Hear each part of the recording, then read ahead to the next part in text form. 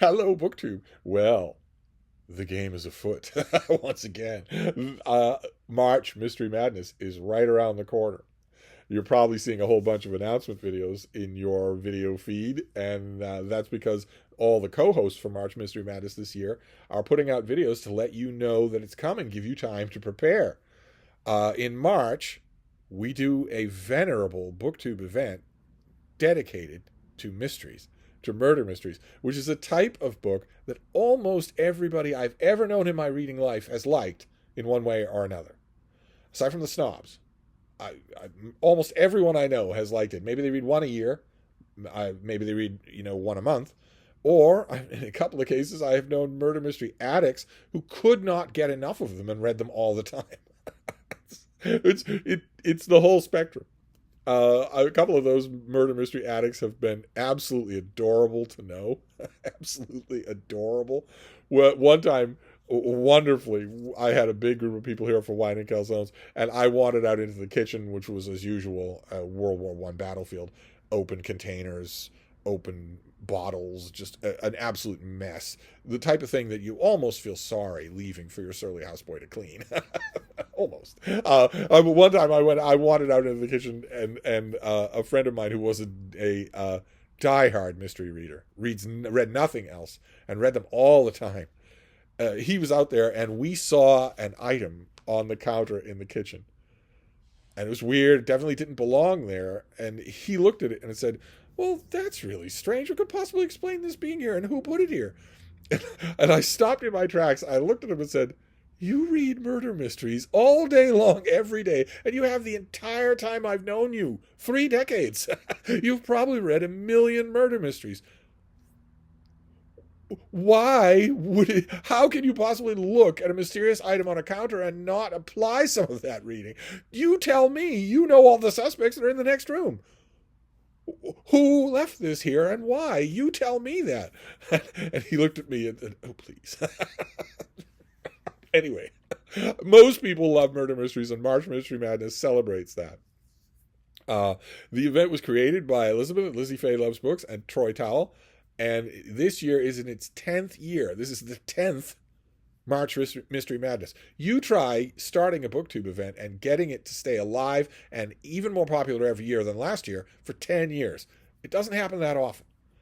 And with March Mystery Madness, it has. So you're seeing videos from all of the co-hosts. Of course, I wanted to add I'm not a co-host this year, but I wanted to add my own video because I love March Mystery Madness. I love reading murder mysteries, and I want to give you time to prepare. Now, this is the 10th anniversary of March Mystery Madness, and the focal point here, the prompts, the challenges, if you will, center around that kind of a major anniversary, that kind of decade. March Mystery Madness has been around for a decade. So a decade is the key to the challenges or the prompts or the organizational themes of the event. Although I want to stress ahead of time, I want to stress what I'm sure every co-host at March Mystery Madness would stress, which is that you can ignore this. The point is the fun. The point is the murder mystery. If you read one murder mystery in March, you can gladly say that you have participated. You do not have to follow any prompts or challenges, but they are a lot of fun. You might want to. Because the decade of March Mystery Madness gives rise to 3 possible ways that you can do this, that you can organize your mystery reading for March. One is to pick a specific decade and do a deep dive on it. So all the mysteries that you read in March will be written in that decade. All the mysteries that you read in March will be set in that decade, or both. And you won't stray from that. It'll just be that one decade that you do.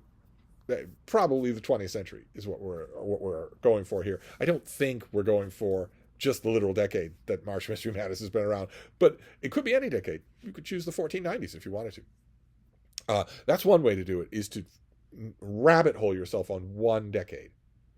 And then the other 2 ways that you could do it are variations on that. The other 2 ways are the natural ways. You could pick the decade as a publication date for the book.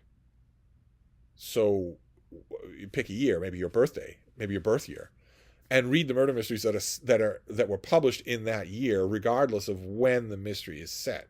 So you'll be getting noir mysteries and jazz age mysteries and Tudor historical mysteries and Roman historical mysteries. But let's say they all came out in 1971. So you do that. You just look at a broad scope of, or the 1970s. So you do a broad scope of murder mysteries from one decade for the publication date of the book. Or you could do the obverse of that and concentrate on one particular decade of the setting of the book. So the 1890s, for instance, or the 1920s, or something like that, where you pick, let's say you're heading into March Mystery Madness and you're thinking, I'd really like to read a lot of fiction set during World War II. So maybe that's going to be your target. So for March Mystery Madness in its 10th year, you will read World War II mysteries. You will read mysteries set during the 1940s. You could do that. Or you could satisfy that same itch by reading murder mysteries that were published in the 1940s, regardless of where they take place or when. So it's the whole gamut of that. But we're looking at the focus that we're looking at, because March Mystery Madness is 10 years old, is chronological. We're looking at it from these chronological viewpoints. If you want to, just read a murder mystery. If you're going to read a murder mystery anyway in March, just read that if you want to. If you want to join in whole hog on all the fun, well, there's a ton of different things. I'll leave a list of all the co-hosts down below, and there are a whole bunch of other activities and whatnot that you can participate in. It's a full-fledged 10-year-old BookTube event, so it's lots of fun. There's only one extra prompt if you want to, one optional extra prompt that you want to, and that is to read something in honor of Scott Danielson, Scott Bryant, the Bookish Bryants, or a BookTube team.